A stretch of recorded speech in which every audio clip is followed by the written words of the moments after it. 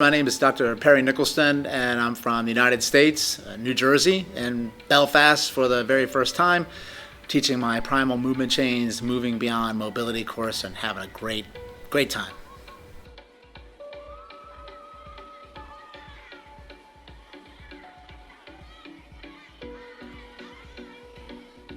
Sure. Well, it's been a long journey. I became a chiropractor going on about 20 years ago now.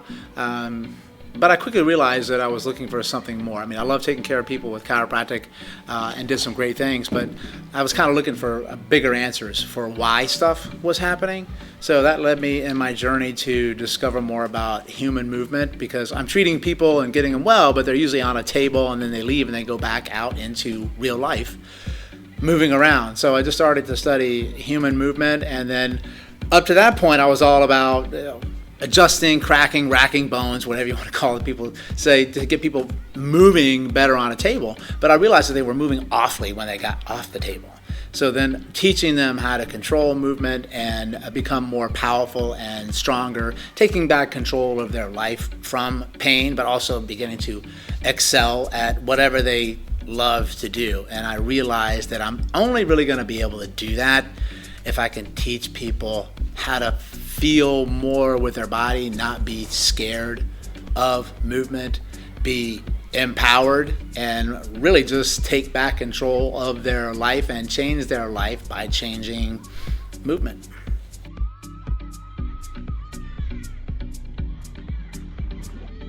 Primal Movement Chains, Moving Beyond Mobility, is something that's near and dear to my heart that I've actually created from my experiences over the last 20 years. So I'm teaching people things that I use every single day. First of all, to help me to come back from some debilitating injuries and move better than I'm going to be 50 years old in October. And honestly, I move better and feel better than when I was 25. And so it's getting and teaching people fundamental principles of essential exercises, getting back down to the ground and moving and being comfortable with your body, and going back to a place where we all start. That's why I love the ground so much, because we all started there, and people see some amazing changes through their body. And what's great is that they get out of pain, but they start to get stronger and feel empowered. And people come up to me all the time and they're like, I can't believe it was such a simple move that you showed me to do, and it really changed everything. So the whole principle is that it doesn't have to be complicated to work, and that it's very, very simple and very, very applicable for any person, no matter how old they are or what type of injury that they have. And it's something where you just have a lot of fun too. I mean, it's like play on the ground and you're really getting in good shape too. I mean, it's a win-win.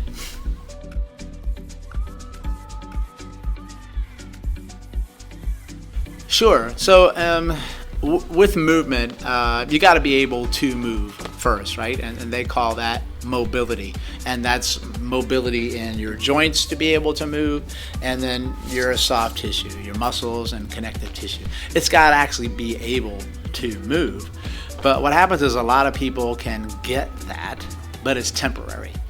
It always gets tight again or gets locked down again, and it's just a vicious cycle that happens. So I started to see there's got to be something more. When you have mobility, you've got to actually be able to control it, right? And then control is what we call stability. Stability is your ability to control mobility and the force of gravity that's pushing down on you all the time. And I quickly discovered that was kind of the secret sauce, I call it, or the mojo. The magic was giving you back the ability to move is mobility, but giving you the tools and the system through Primal Movement Chains. This is how you do it, is it gives you the ability to now gain stability, so you hold your mobility longer.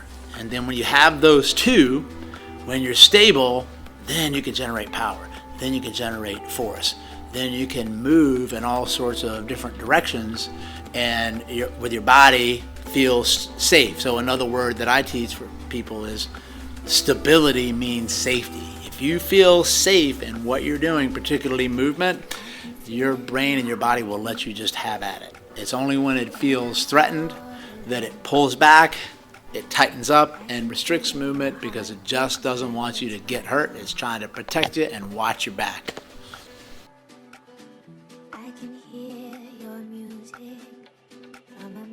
One, it happened with me first because, I was the experiment, right? I mean, I was a disaster from previous years of injury, being a competitive bodybuilder and just trying to get strong and pushing heavy loads and getting hurt and saying what everybody else says as well. I'll suck it up, maybe it'll go away, and then I'll just push through it. And I grew up in the world with treating people with chiropractic. We're all about getting people more mobile, and I was doing that for myself, and everything that I learned, which is great stuff. Just to get joints and tissue moving through rollers, balls, bands, or professionals and stuff like that. But I'm like, dude, I'm still getting hurt. It just keeps coming back. And I was really getting upset. I was actually getting very frustrated. And so I started looking more at the nervous system and stability and kind of pulled that world in here. And I started to introduce these things just for myself. I'm like, you know what? I've studied some things and I really like the concepts of moving with the whole body and everything going back to where we all started, which is where Primal comes from. And once I started to do that, my body gained that stability, and then everything started to stick longer. I could go harder, faster, stronger, and it's just like somebody flipped what I call a neural nitro switch in my brain and my body. I was just like, man, I am really feeling good and I'm moving better. And what was different? So I used a logical thought process like in science, okay?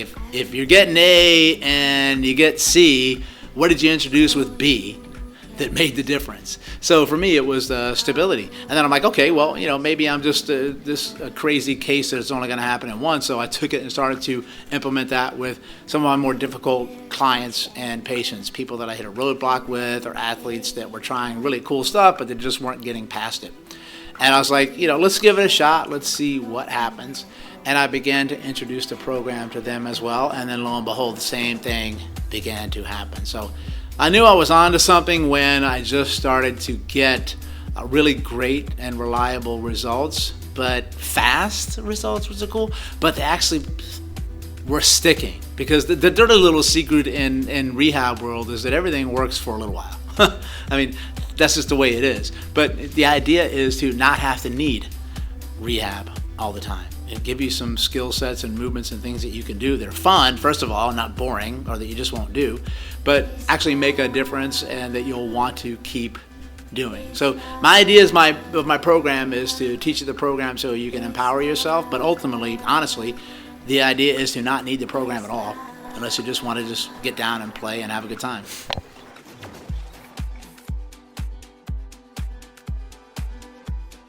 I'm the first to say to everybody that the work that somebody does to help themselves, it's all beneficial, right? So using rollers, balls, bands, every form of exercise can be some type of corrective or some type of improvement for someone, assuming that it's the right one for that individual at the right time.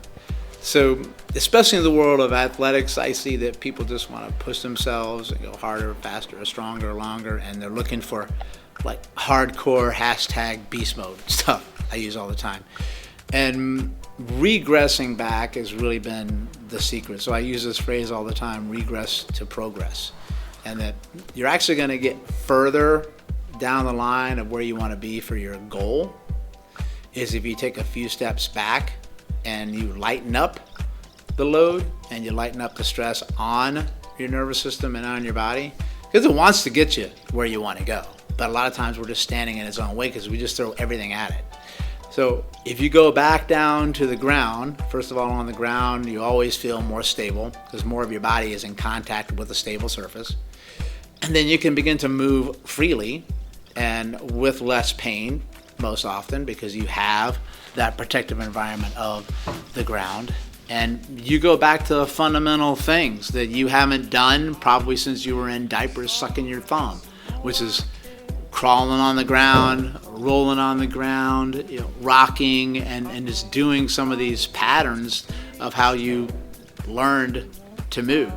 So going back down to the ground and getting off 2 feet is that's where the power lives, in my opinion. And that's how you get a lot of powerful strength, is to go back to where it all started.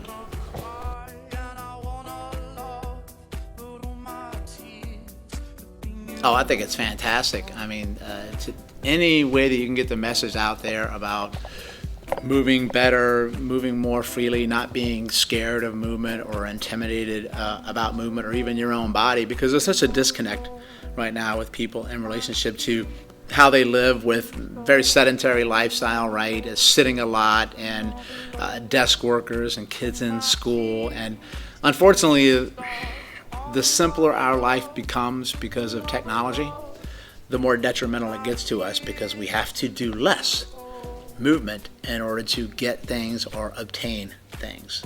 And if you start to take it away, then you don't use it, you lose it, kind of thing.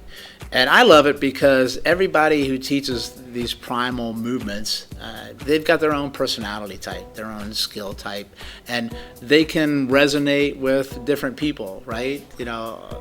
So they can go to more hardcore people, some different difficult moves, and then you've got other ones where they're more simplistic, but they all tie in together with a universal message, is that one, we want people to be exercising, and we want people to be feeling better. We want them to not just think of exercise as the only time that they should be moving, right? Because you can't make up for 10 hours of sedentary stillness activity with 1 hour of exercise. It just doesn't work that way. So you got to incorporate movement more into your life. It's not just like punching a time clock that I'm going to be at the gym from 7 to 8 tonight. And you got to incorporate movement all over. And even when you go to those environments like that, it's usually on machine work, and you're sitting and pushing and you're pulling. And that's what I loved about Paul's work, is that he gets people really, really strong, because he gets them up, he gets them moving, gets some fundamental basic patterns that your body is like crying for. And then I just regress it back even further, where I go down to the ground, and controlling your own body weight will kick your ass. I mean, it's not easy. People are tanked when they got to crawl, or they've got to go across from one end of the room to the other end of the room. It's not like sitting down and doing a set of crunches. So what happens too is that if you don't enjoy doing it, if you don't have fun doing it, you ain't gonna do it. And the idea is to put play back into it, put fun back into movement. And I think that's what these guys are all accomplishing. And guess what? All you need is your own body. You can do that anywhere. So it's the cheapest form of movement exercise you've got. Just use your own body.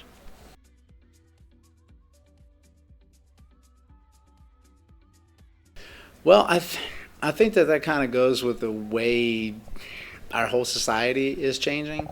It's about simplicity, right? And it's really easy to complicate something, but it's really, really difficult to make something simple and easy. But I think when you do that, it resonates with people, because I think they've been hungry for it, actually. And people just innately are sick and tired of being sick and tired. They know that they need to move more. They know they shouldn't sit as much. Sometimes you can't help it, because that's just the way it is. That's what your life is like, right? But it's also kind of been there, done that. I mean, right? I mean, yeah, I can go to the gym and I can do the same old stuff and the same old equipment. But that's why gyms get really busy for like 3-4 weeks in the new year, and then they're gone, right? It's make it fun, make it engaging. And then I think that's why a lot of these group settings have taken off. And I think also one of the reasons why CrossFit is extremely successful, whether you agree with it or not, they've tapped into this mentality of people supporting each other, working with each other, helping each other. So it's a community. And that's what gets you motivated. And anybody can do something hard for a little while, right? So when you get into exercise and stuff like that, I think people have been conditioned that it's got to be tough. You got to stop eating. You got to stop enjoying your life. You got to like go 2-3 hours a day. You got to make yourself throw up. It just sucks. So you go in with this mindset of, ugh, I don't want to do that. And I don't blame you. And you'll suck it up for a little while, but eventually your body says, dude, I don't want to do that. That's too freaking hard. Plus I'm not having any fun. So getting these movements of using your own body weight, getting outside and just tapping into nature, right? I think that's where bringing the fun back again, which is really, really key. You got to make movement fun. And that's why I think I gravitated towards Primal Movements because, hey, when you're a kid, right, you didn't have bills to pay, didn't have stressful relationships, didn't have all the taxes. Your life kind of sucks thing, right? You just were a kid. You're playing, you're rolling on the ground, you're having fun, you're just thinking about, I want to get from here to there. And that's all you were thinking about. And when you get back to that, I truly believe that your brain and your body and your nervous system remembers that. And they're kind of like, hey, dude, it's really good to have you back here again. I missed you. Let's stay, let's play for a little while. You can always go back to that stuff whenever, but let's have some fun.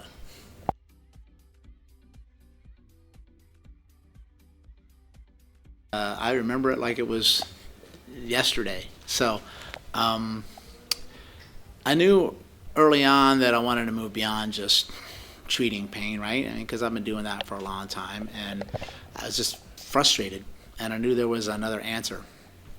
So I started to branch outside and learn from different people. And I was at a seminar, it's about probably 9 years ago now, by my good friend and mentor, Gray Cook. Gray Cook is a brilliant physical therapist in the U.S., very influential for me. And I went to one of his workshops called the SFMA, which stands for Selective Functional Movement Assessment. It's just a way of looking at the body to figure out what's going on, why somebody is suffering. And I was sitting there, and I remember it like it was yesterday. This white slide showed up, and then 3 words in red popped up, one after the other. Boom, boom, boom. It said, stop chasing pain. And I'm like, that's it. Like right away, it was just like a moment where I knew that that's the name I needed to use. It just hit home, made so much sense to me.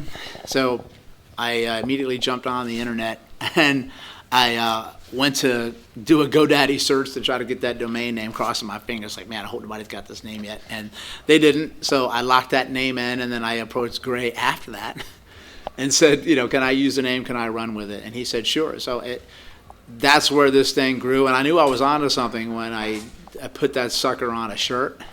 And then people said to me, what does that mean? Or that's a really cool name, I like that. And I'm like, all right, now I'm on to something, because I'm inspiring people to ask questions, or I think people innately believe that there's got to be a deeper reason why. So don't get me wrong, we have to treat pain, of course, because somebody's suffering, and then pain is a signal from your body that something's got to change. Like, the pain to me is a request for change. So I'm going to treat the pain. But I came to realize that if pain is a request for change, what's it requesting me to change? It's requesting me to change how I live and the decisions that I'm making. And then I quickly realized that, how you think and how you live is tapped into how you move. And movement is habit. Movement is also how you feel about yourself. So the quickest way to make a change in pain and make a change in your life is to change how you move. And that's really, really empowering. And for people to realize that, I can go medications and I can do this, but I can also do this, to maybe I don't need them as much or as often, or hopefully not at all.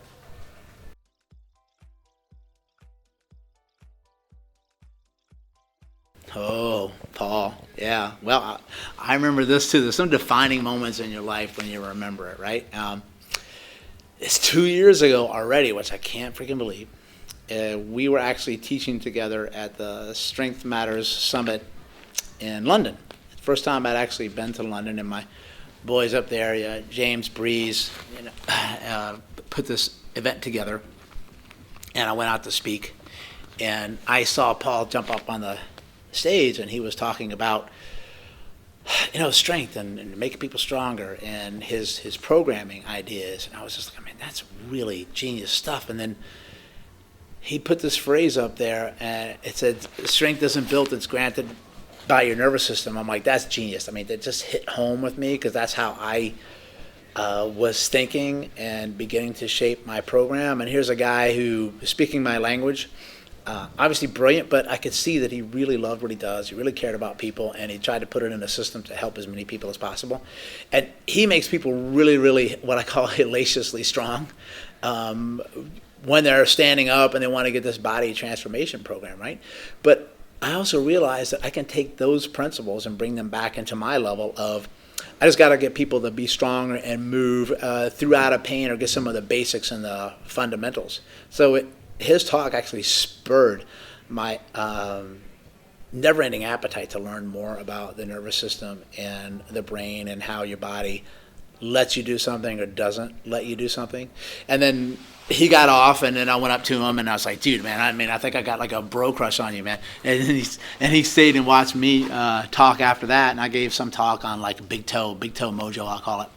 And he came up to me and said, man, I really enjoyed your stuff, because he also saw that we think alike and we speak alike, but we have a passion for what we do. And then, we stayed in touch ever since. And then I invited him to come on my podcast, the Stop Chasing Pain podcast that I have in the USA. And I told him yesterday is that, dude, I've had 124 episodes. Your episode is number one.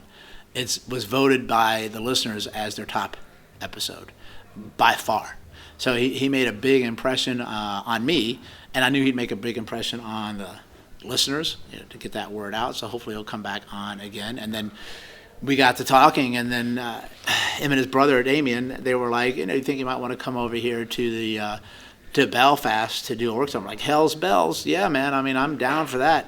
Like, I've never been there before, and I think it's a perfect fit to come over and to do that. And then we just put it up, and I'm like, I'll cross my fingers that some people actually want to show up. And then we ended up having a really great turnout, some awesome people here. Just fantastic, good energy. Everybody's moving, everybody's smiling, everybody's taking in information that they can use for themselves. But hopefully my goal is that they'll take back and actually begin to use. That's why I tried to design this system the way it was, so it doesn't have to be difficult, that it can be simple and be powerful and be effective. So I'm actually hoping that this will be a really great kickoff relationship for more projects for him and I, because I really like his amazing 12 program and want to go through that myself. And actually, hopefully, if at some point, we're talking yesterday, I might come on board as like a coach, which would be awesome.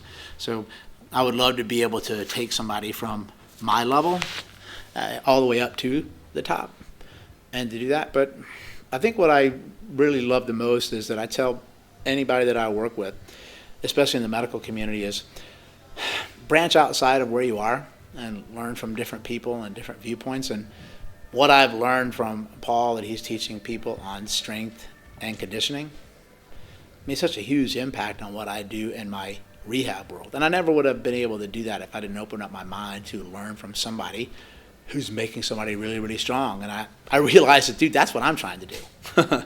So that's pretty much the story about how we met.